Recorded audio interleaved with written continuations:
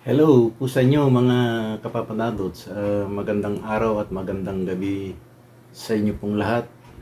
Saan man po kayong bansa naroroon, sana po ay lagi tayong nasa mabuting kalagayan. Ngayon naman po ay nais ko lang pong isingit itong vlog na to.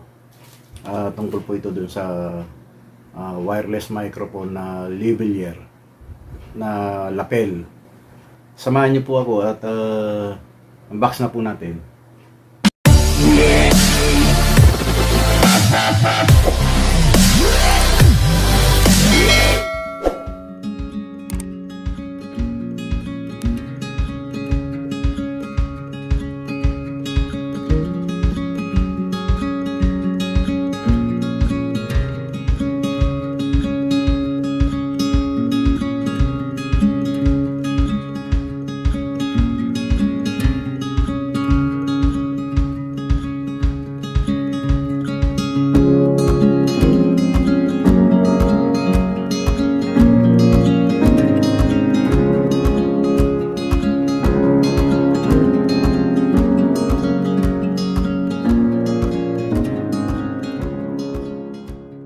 TNW N8.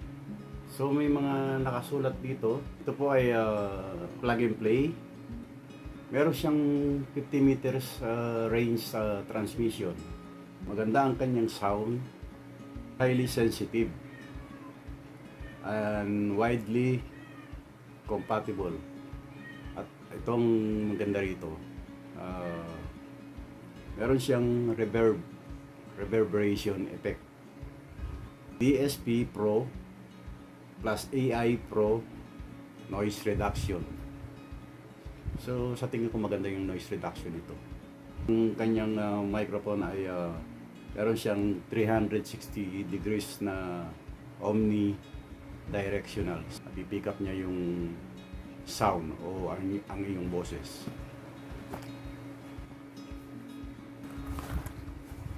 So ito na nga guys, meron siyang magandang pouch.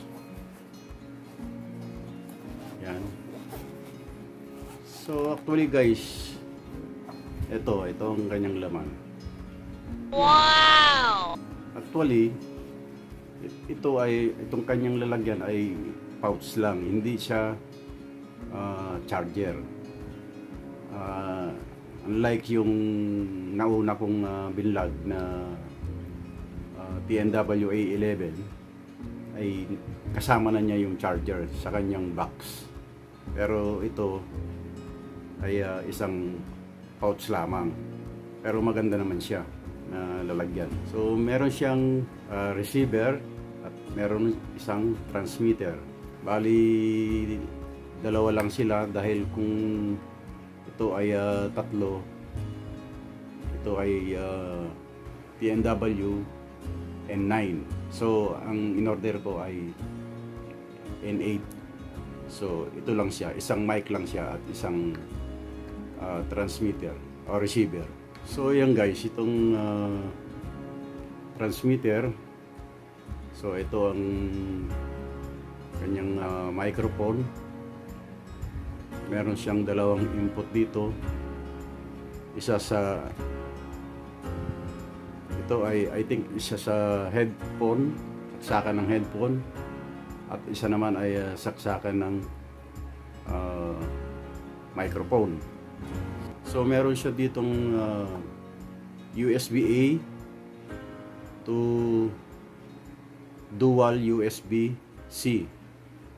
So ayan. Siguro ito yung kanyang charging cable na sabay mong isasaksak ito doon sa kanyang receiver and transmitter. Okay? Meron siya ritong isang TRRS na 3.5 mm na cable wire. Yan. At meron pa rin siya rito na TRRS na 3.5 mm to TRS 3.5 mm cable. Siguro ito ginagamit ito dun sa maaring sa DSLR na camera o kaya sa GoPro, ganyan. So ito siguro ang kanyang gagamitin para sa mga yon. Earphone, yan. So itong earphone na to, maaaring isinasaksak ito para doon sa ma-monitor natin yung kung meron tayong maririnig na sound sa ating receiver. Winmap para dito sa transmitter. Yan. Ito yung kinakabit dito sa microphone na ito. So meron siyang tatlong hole dito. Dito siguro siya kinakabit. Itong Winmap.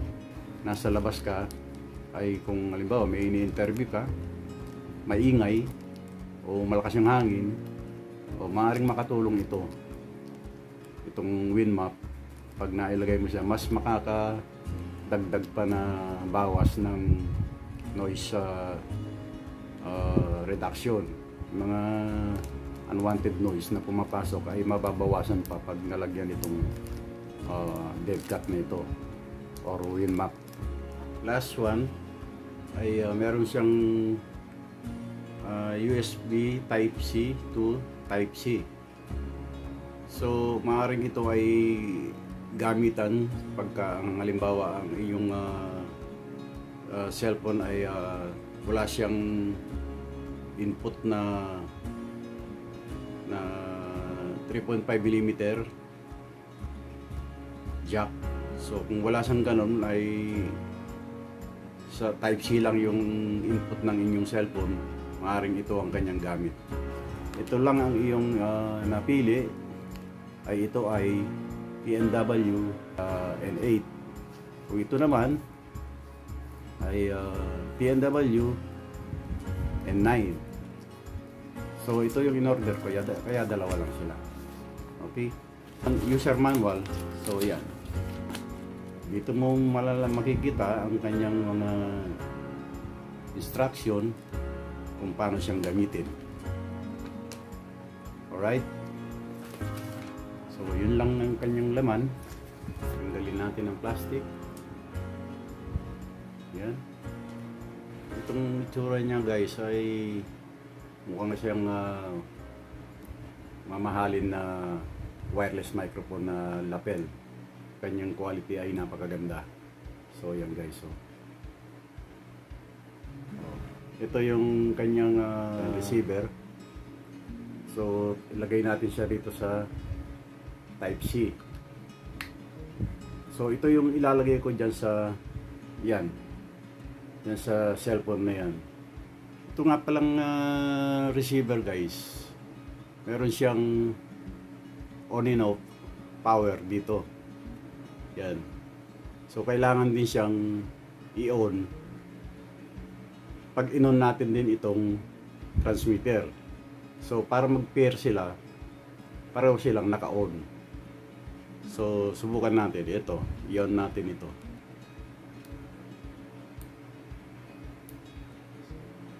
So yan, press lang natin ng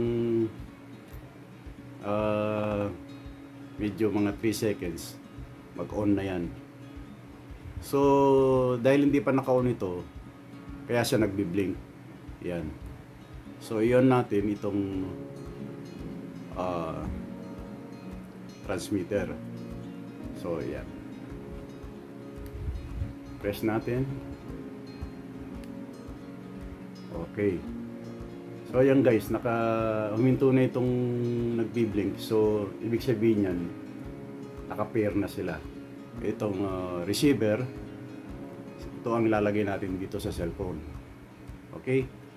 So ayan guys, naka-input na dyan sa cellphone yung receiver. So ito yung transmitter. So itong transmitter, meron siyang 4 na button dito. So itong nasa pinaka upper ay ito yung number 1 na ito yung on and off power. So, yan siya. And then, itong second button ay ito yung na positive volume. Kumbaga, ito yung volume na up, volume up. Plus, kasama na nito, ayon dun sa nabasa ko, kahit mahirap basahin, ito yung volume up na positive. Kumbaga, pang taas ng volume. Plus, dito nakalagay yung echo, yung reverberation niya. And then, itong pangatlong button, ito yung volume down. Plus, ito na rin yata yung noise reduction. Okay? So, yan. Noise reduction yung number 3 button. So, itong number 4, ito na yung Bluetooth. Meron siyang Bluetooth. Bakit siya meron Bluetooth? Kasi, ito nga pong wireless microphone na ito ay para siyang pinaliit na sound card. Bakit po sound card? Sinasabi kong sound card. Kasi meron siyang, meron siyang reverberation. At yung Bluetooth niya, so pag pinus mo yan, ipipair mo siya sa isang, kung meron ka pang separate na isang pang cellphone na pwede mo siyang pagkunan ng source of music na galing ng YouTube. So halimbawa, gusto mong mag sound cover na nasa outing kayo, nasa beach kayo, nasa labas kayo. So siyempre, di ka naman magdadala ng isang malaking sound card doon, mixer, o lahat na. So ito, parang kumbaga parang pang-emergency kung dahil mahilig ka sa pagkanta-kanta, pwede mo siyang palang gawing sound card. Kaya napakaganda ng nito, ng mga features, ang kanyang quality. So, kompleto siya. Okay? So, yun. Subukan natin.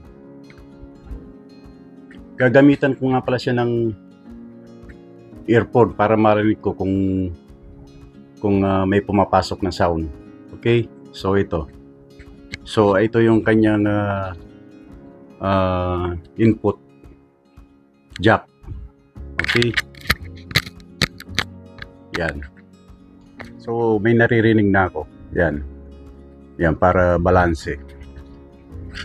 So, yan. Maganda yung naririnig ko. Maganda yung sound. So, napaka-sensitive niya. Malakas yung nasasagap niyang sound mula sa akin na bibig. So, ito.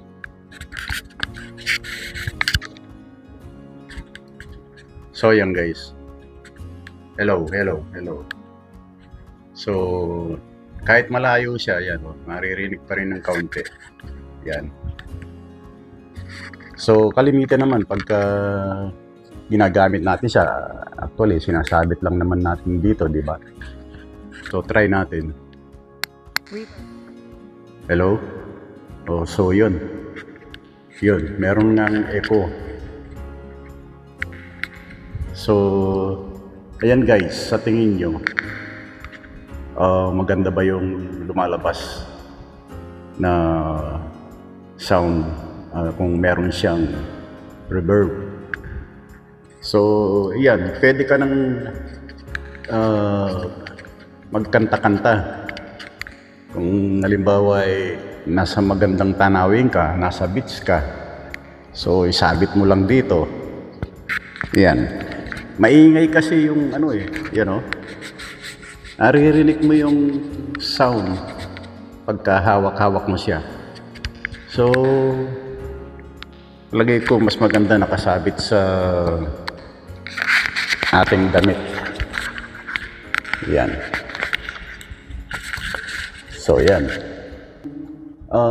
Gusto mong magkanta-kanta, yung Bluetooth niya, i-open mo, i-pair mo sa isang cellphone, i-pair mo sila.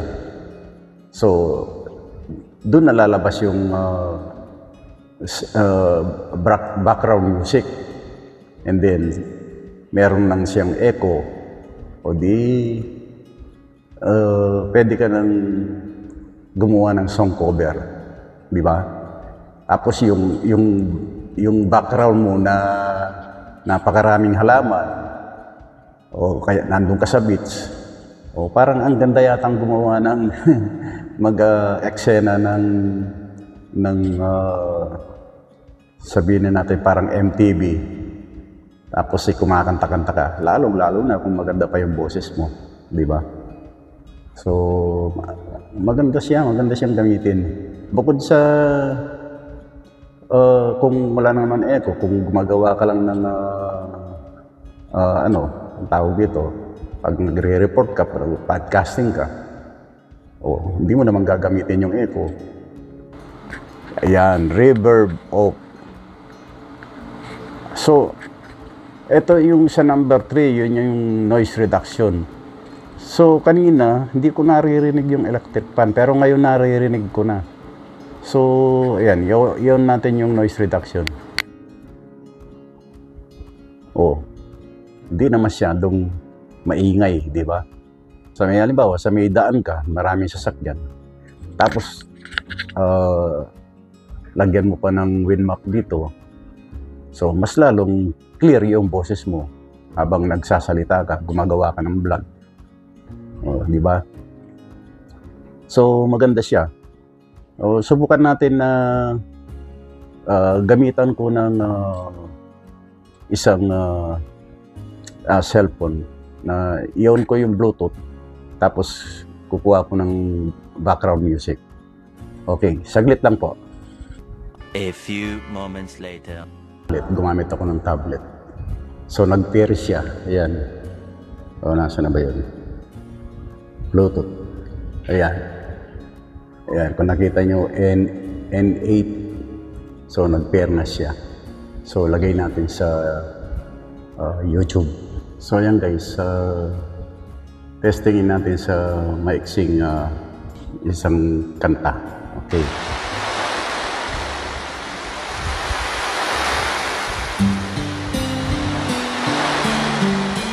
Ayan.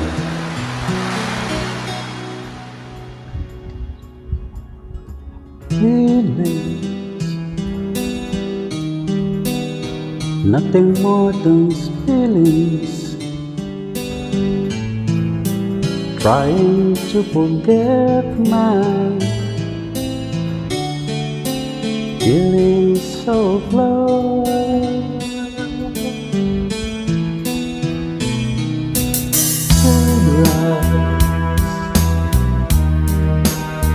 Rolling down my face. Okay. So yan guys, hanggang dito na lang po at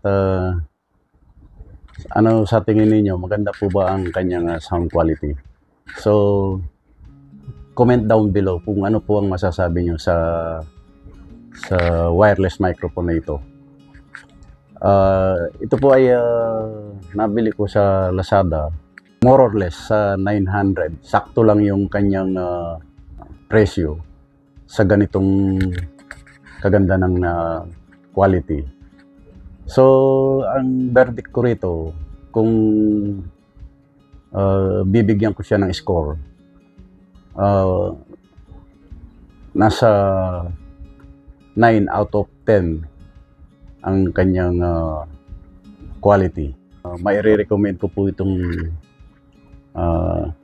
wireless microphone na ito, lalong-lalo na po sa mga first timer o baguhan din po na gumagawa ng podcasting, live streaming, vlogger. Tamang-tama po sa inyo ito dahil ang maganda ang quality nito. So yun lang po, hanggang dito na lang po. Maraming salamat po At kung nagustuhan niyo po ang content po natin ngayon, ay paki-like and share and subscribe to my YouTube channel.